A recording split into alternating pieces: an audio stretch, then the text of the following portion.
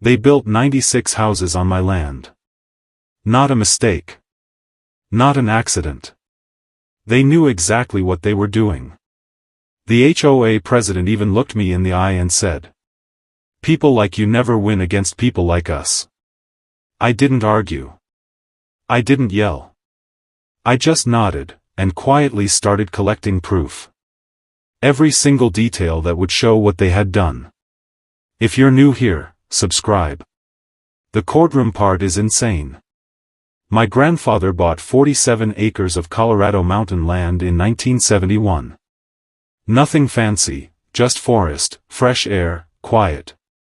He kept every deed, every tax receipt, every survey map, all tucked into leather folders. When he passed, the land came to me. I paid taxes every year. Never late. Never skipped. Life happens, though.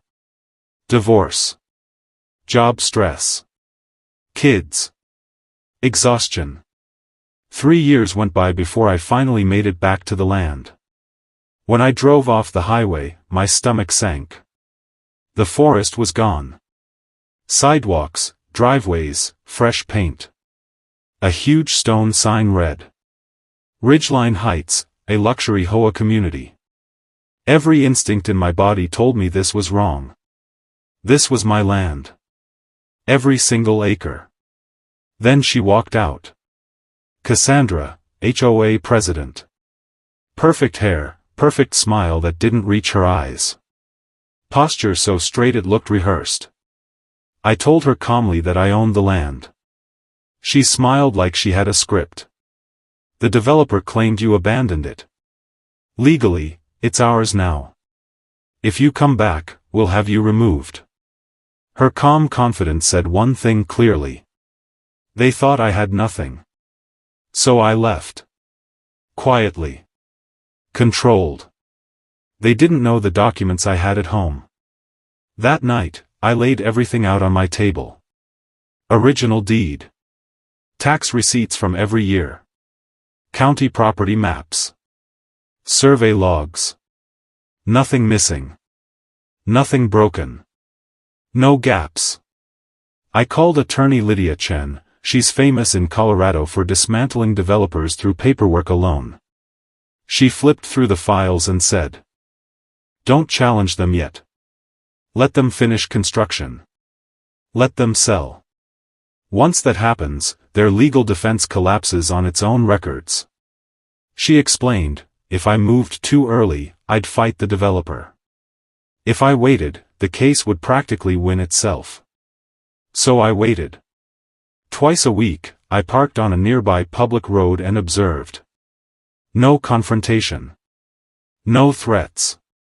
Just documenting everything, timeline, license plates, construction stages. Completely legal. Cassandra noticed.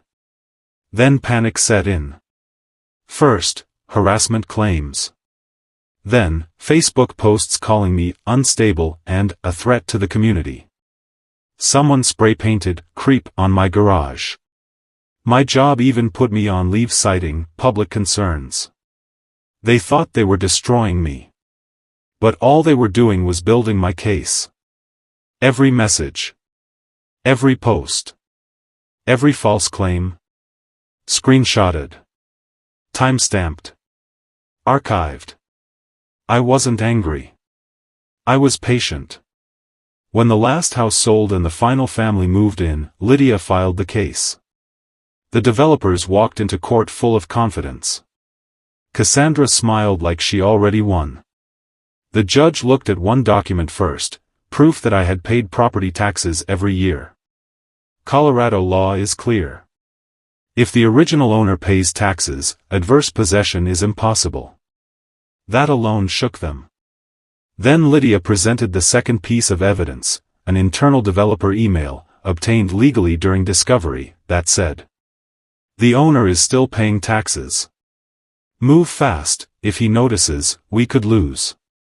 Worst case, bankruptcy. Title insurance covers the rest."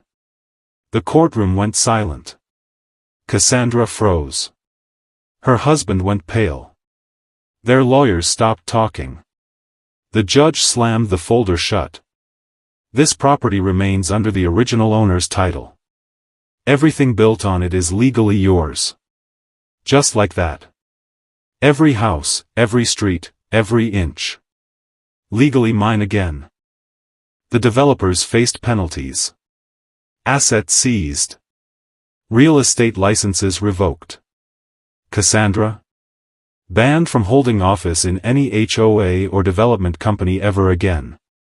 But here's the part that matters, the families living in those houses. They weren't the enemy. They bought homes in good faith. They didn't deserve to lose everything. So I didn't evict anyone.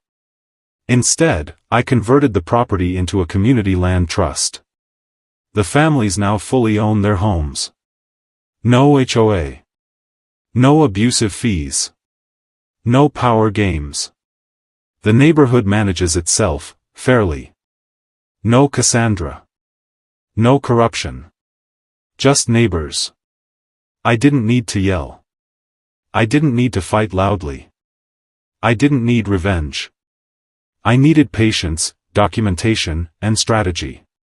And that's how I took my land back. Where are you watching from? Drop your city in the comments, let's see where my land rights family is tuning in from. And subscribe, because this story is just one of many.